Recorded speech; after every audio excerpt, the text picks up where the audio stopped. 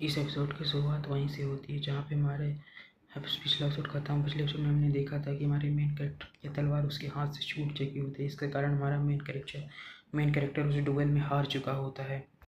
तभी हमें किसी बंदे की बात सुनाई देती है जो कि बोलता है जैसे कि हमने रेहान से एक्सेप्ट किया था कि वह पहले की तरह ही डुएल में अपने ऑरा का यूज नहीं किया है, तो इस बार भी उसने जेक को हराने के लिए अपनी ऑरा का यूज नहीं किया। तभी हमें टीचर को दिखाया जा रहा है जो कि हमारे मेन कैरेक्टर को देख के सोच सकते हैं कि जैसे ही जेक का अटैक रीना के करीब आया तो उसने अपने ऑरा को काफ़ी ज़्यादा कम कर दिया और उसने इतना कम अमाउंट का माना यूज किया कि जिसे ध्यान देना भी बहुत ही ज़्यादा मुश्किल होता है।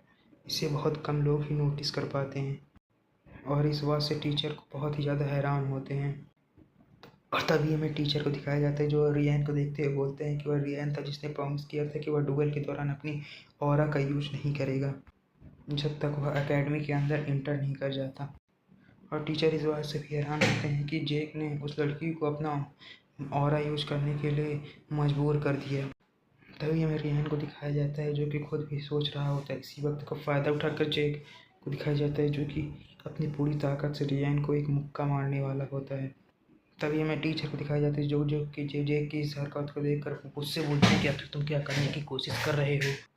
तभी हमें जेक को दिखाया जाता है जो कि बोलता है कि ये अभी ख़त्म नहीं हुआ है।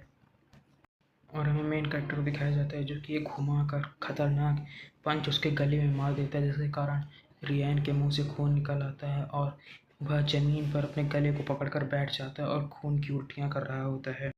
तभी हमें बहुत सारे लोगों का बात सुनाई दी जाती है बोलते हैं कि यह एक शॉर्ट डुएल है और इसमें इस तरह के चीप अटैक्स को कभी भी नहीं किया जाता है। तभी हमें किसी को सुनाई दी होती है जो कि बोलता है जब एक नाइट अपनी शॉट को छोड़ देता है तो उसे अटैक सामने वाले पर अटैक नहीं करना चाहिए।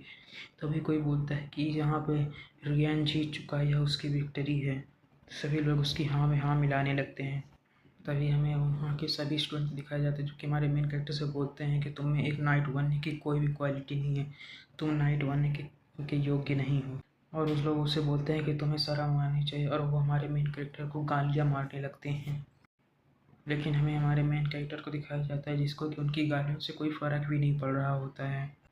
तभी हमें हमारे मेन कैरेक्टर दिखाया जाता है जो कि रियान से बोलता है कि क्या तुम अभी भी मुझसे फाइट करना चाहते हो। तभी हमें रियान को दिखाया जाता है जो कि खड़ा होते हुए हमारे मेन कैरेक्टर से बोलता है कि मैं अभी तक नहीं हारा हूँ, मैं तुमसे फाइट करूँगा। तुमने मुझ पर इस अटैक इसीलिए क्या क्योंकि मैंने अपने गार्ड को डाउन कर लिया था, इसीलिए तुम मुझ पर अटैक करने में कामयाब रहे। नहीं तुम मुझ पर अटैक नहीं कर पाते अगर मैंने अपने गार्ड को डाउन नहीं किया होता। तभी हमें किसी की बात सुनाई देती है जो कि बोलता है कि अगर उस समय उसके हाथ नंगे ना होते का अगर उसके हाथ में डैगर होते तो तुम वहाँ पर मारे जाते। तभी हमें रियान को दिखाया जाता है जो कि उसकी उस बात को सुनकर बोलता है कि ठीक है, मैं यहाँ पर अपनी हार मान। तो रियान अपनी हार को मान लेता है। तभी हमें रियान को दोस्तों दिखाया जाता है जो कि इस बात को सुनकर बहुत ही ज़्यादा गुस्सा होते हैं।